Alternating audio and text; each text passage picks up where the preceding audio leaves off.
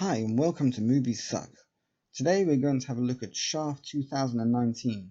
Not the gritty, tough-talking ladies' man Shaft of 1971, not even the rather violent, wisecracking Shaft of 2000, but the Shaft of today, which is, as you can imagine, struggling with its role as a film about a tough private eye stuck in his own past and having to deal with his grown-up, coconut milk-drinking, estranged millennial son, JJ. My son?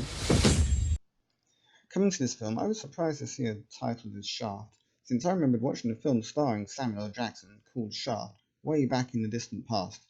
So I logically thought that they'd curiously decided to just reboot the franchise with Samuel L. Jackson starting from scratch. But that isn't the case. This film, while not a sequel to Shaft 2000, which in turn was not a sequel to Shaft 1971, is still set within the same universe and takes place before and mostly after the events of Shaft 2000.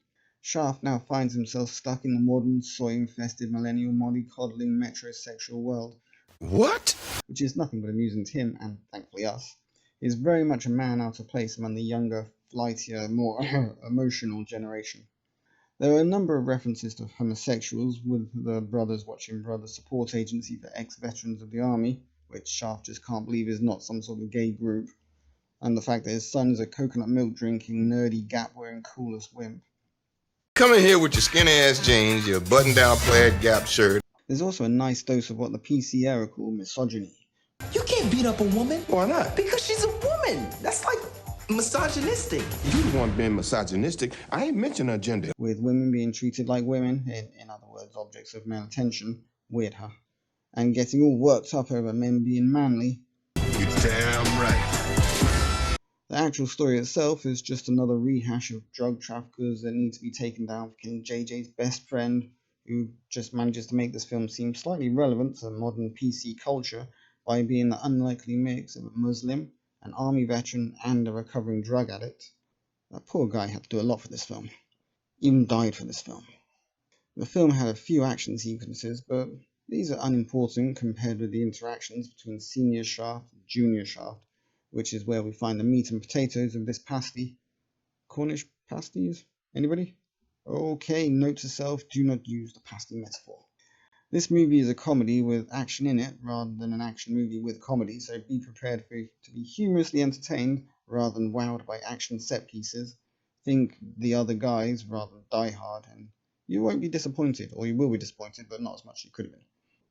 If you do decide to watch this movie, and I actually recommend that you do, be prepared for trigger warnings. If you're all soft in the middle, and if you aren't, prepared to have a lot of fun watching Samuel L. Jackson in his comfort zone as the tough-talking, tongue-in-cheek, cool mofo schmoozing his way through the scenery and basically just being himself and hitting us with his casual charm. He thinks he's a black James Bond. That dude was real. He think he was me. But also, be prepared to accept that this is just an entertaining waste of your time. It brings nothing to the mythos of the character of Shaft.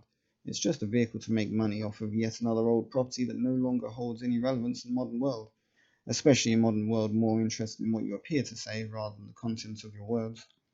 Shaft had a good run in the 1970s, and sadly that appears to be where it should have stayed. It was nice to see Richard Roundtree reprise his role as old Shaft. Let me get mine. Who now turns out to be Samuel L. Jackson's father rather than his uncle.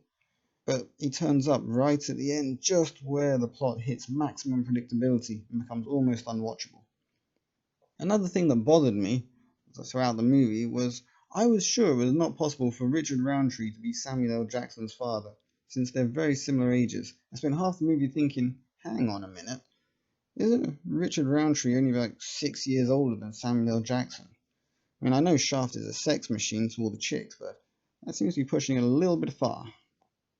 I have to say, Usher as JJ was a good bit of casting, as having never seen him in anything else, I found him quite believable as the little boy who manages to grow up within the 3 days of the film seems to cover, under the tutelage of his hard-living, real-world inhabitant father. There were no real bad performances in this film, just really shoddy plot, which is a shame as Shaft kind of deserved something better. But still, if you want to watch a comedy involving Shaft, then watch this one. If you want to watch Shaft being Shaft, watch the original 1971 version. Anyway, I'm being a little mean, so in closing, I'll just say, watch it for the mindless entertainment movie that it is, and be prepared to come away with a little bit of a smile about how the lefties are really going to hate this. I hope you enjoyed the video. Don't forget to comment, like and subscribe if you really enjoyed it. And if you didn't, well, put that in a comment too. Till next time. This is Movies Suck, signing out. Who's the black private dick that's a sex machine to all the chicks? Shaft? You're damn right.